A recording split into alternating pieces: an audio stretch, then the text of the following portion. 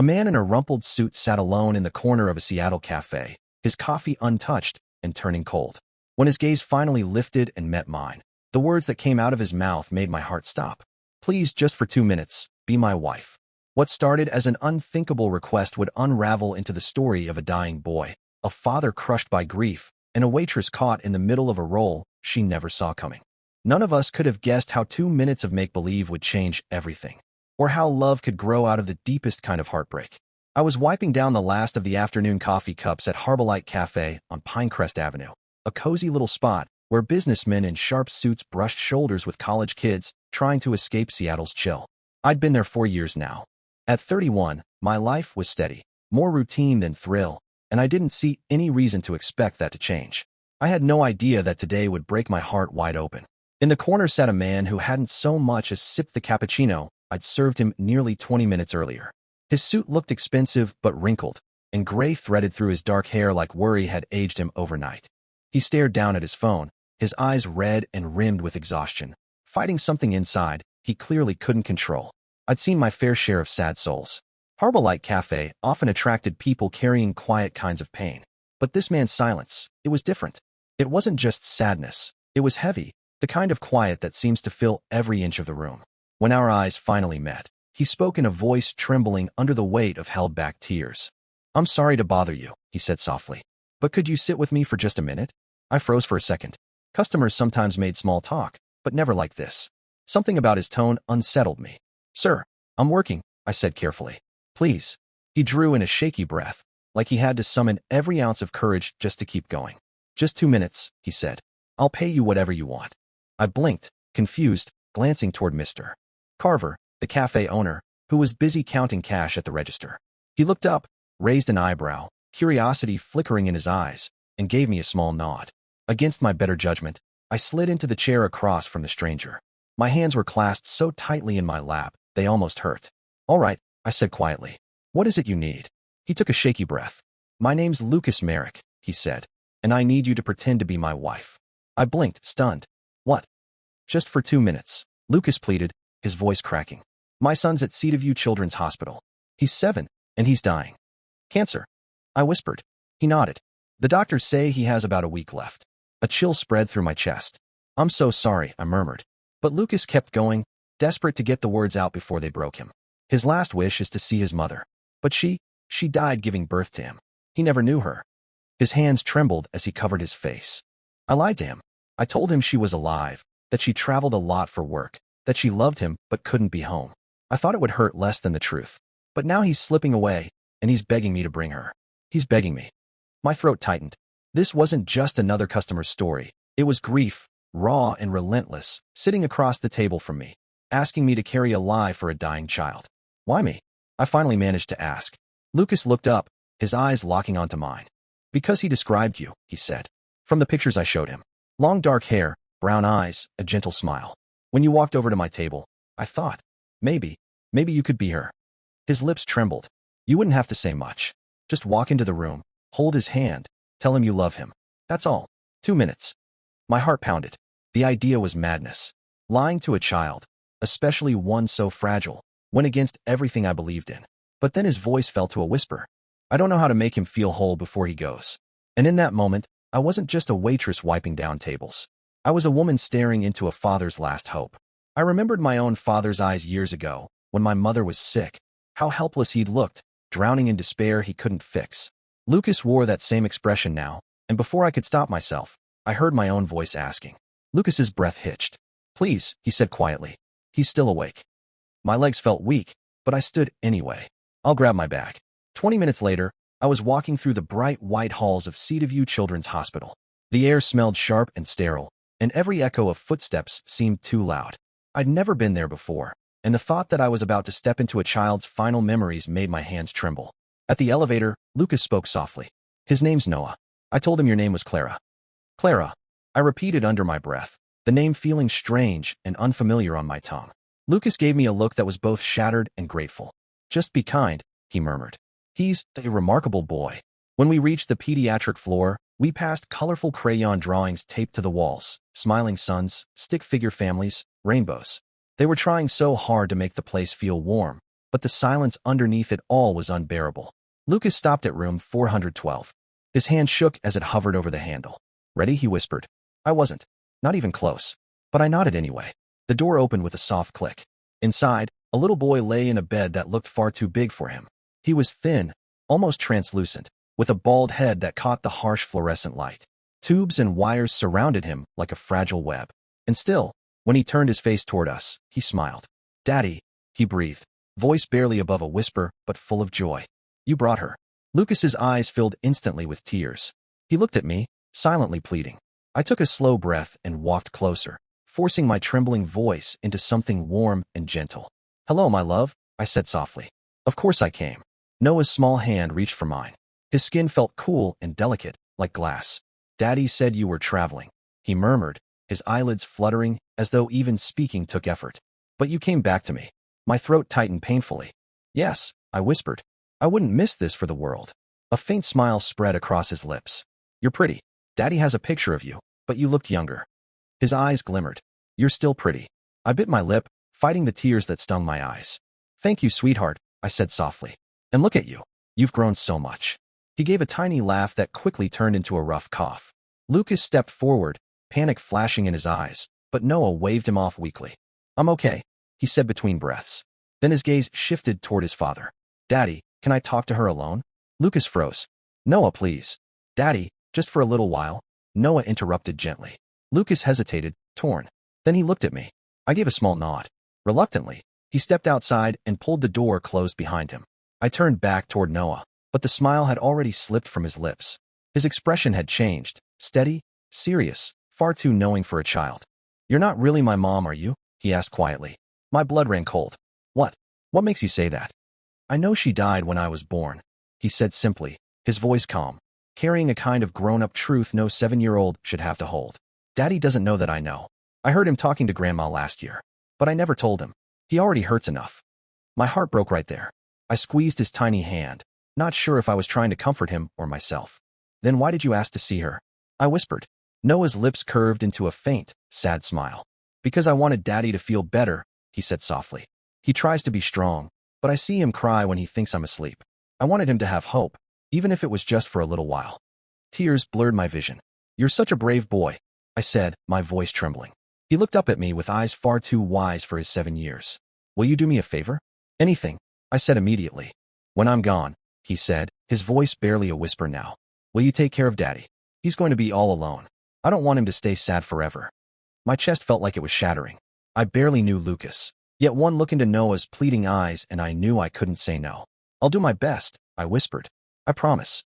Noah smiled then. A real smile, the kind that reaches the eyes. It was as if that promise lifted something heavy off his small heart.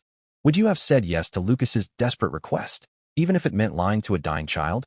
When I left Noah's hospital room that night, my chest felt tight, and my thoughts were spinning faster than the Seattle traffic outside. Lucas walked beside me in silence, his steps slow and heavy, like every one of them cost him something. Out in the parking lot, he leaned against his car and buried his face in his hands. For the first time since I'd met him, I didn't see a man in an expensive, wrinkled suit. I saw someone completely undone by love and helplessness. I wanted to say something, anything, to ease the pain carved across his face. But the words just wouldn't come. So instead, I laid my hand gently on his shoulder. That tiny gesture made him lift his head. His eyes were red and raw. "He knows," I said softly before I could stop myself. My voice trembled. "No one knows his mother died. He told me he didn't say anything because he wanted to protect you." Lucas's face went pale. His knees gave out, and he slid down against the car, his breath ragged. "He knows," he whispered, his voice cracking. "And he still pretended? For me?" The realization broke him. For a second, I thought he might collapse entirely. I stayed by his side, keeping my hand steady on his shoulder until his breathing evened out and he finally looked up at me. His eyes were filled with a mix of shame and gratitude that nearly undid me. "He asked me something else," I admitted, my pulse quickening. "He asked me to take care of you when he's gone." Lucas froze. The words hit him like glass, sharp and impossible to ignore. Then his composure finally cracked. Right there in the cold, dimly lit hospital parking lot, his body shook with sobs he must have been holding in for years. And I just stood there, helpless, watching a father break open in front of me. But I didn't leave. I couldn't. Because somehow, staying felt like the only right thing to do. And maybe neither of us realized it in that moment. but those 2 minutes we'd agreed on had already become something much more. In the days that followed, I found myself returning to St. Mary's after every shift at Harbolite Café. My younger sister, Lila, started noticing the late nights and asked questions, but all I told her was that I was helping a friend. Every time I walked into room 412, Noah's face lit up like sunrise. And Lucas. He would look at me with a kind of quiet gratitude he never managed to put into words. We talked about little things to keep Noah's spirits up, his favorite hot chocolate, the cartoons he loved, even the fireworks he hoped to see, though Christmas was still weeks away. For those few hours, I wasn't pretending anymore. I wasn't Clara. I was just someone sitting beside a boy who needed warmth, and a father who had forgotten how to breathe without fear. But even the gentlest illusions can't last forever. One afternoon, Lucas pulled me out into the hallway, his face tight and serious. "There's something I need to tell you," he said quietly. He hesitated, then added, "I'm not just any businessman. I run Merrick Construction. We're one of the largest firms in Seattle. People know me. They're going to start asking questions about you." My stomach nodded. "My mother's coming tomorrow," he continued. "She's difficult, and she can't know the truth about Noah's mom. If she finds out, she'll call me reckless, irresponsible, and if Noah overhears, it'll destroy him." I swallowed hard. "Lucas, I can't keep lying. Noah was different. He's a child who needed comfort. But your mother." He caught my hands, desperation flickering in his eyes. "Just one more time. Please. For him." I closed my eyes and saw Noah's small, fragile fingers in mine, that brave smile when he made me promise to take care of his dad. Against every instinct in me, I nodded. "All right," I said quietly. "But this is the last time." The next day, Eleanor Merrick arrived at St. Mary's like a storm rolling in.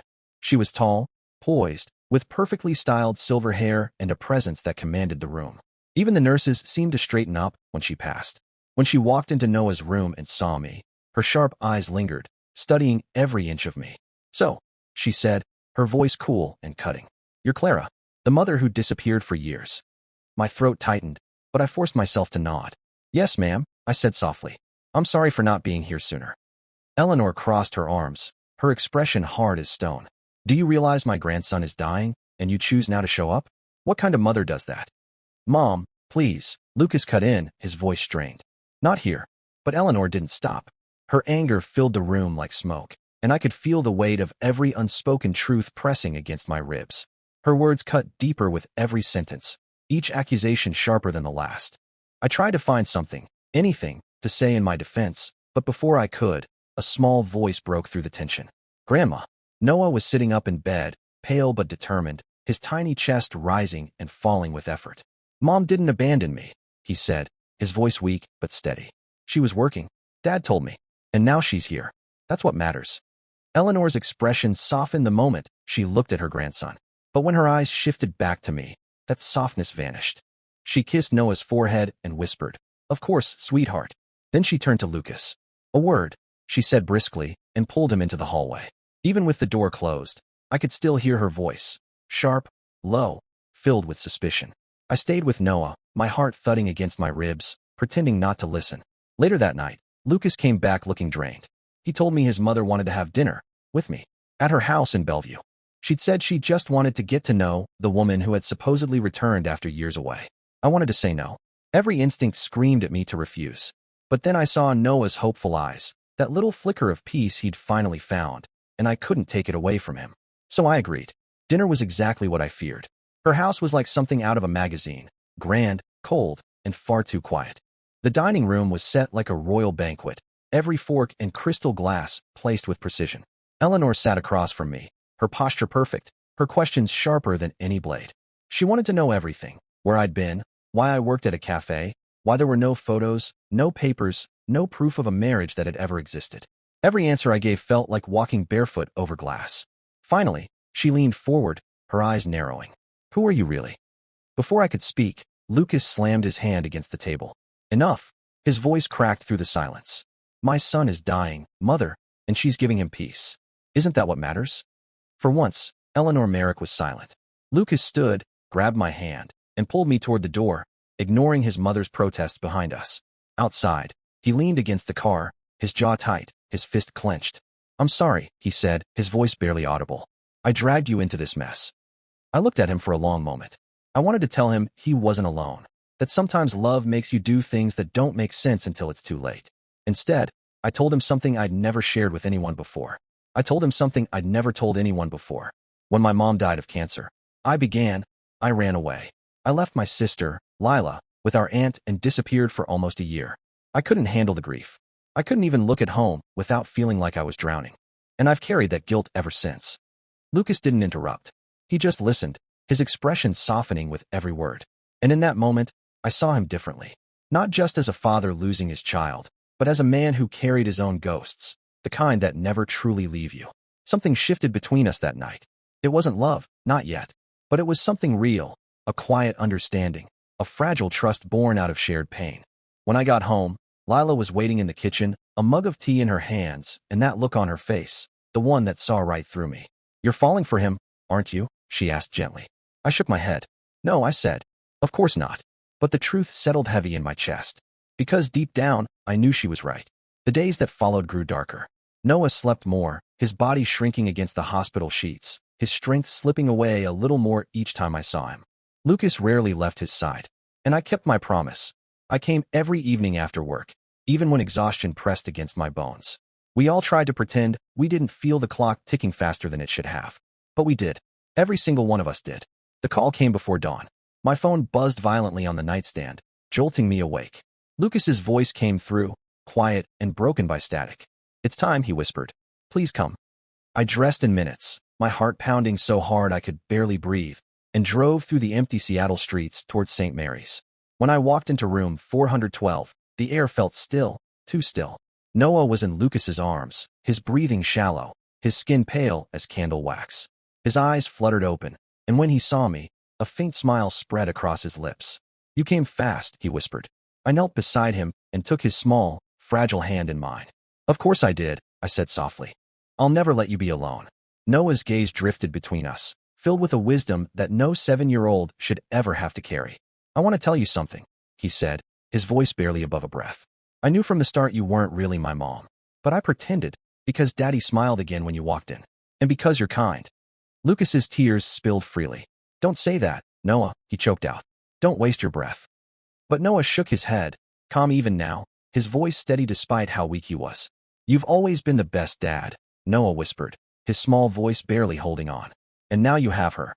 Promise me you'll let her stay." Lucas's eyes met mine through a blur of tears. His lips trembled as he forced out the words, "I promise."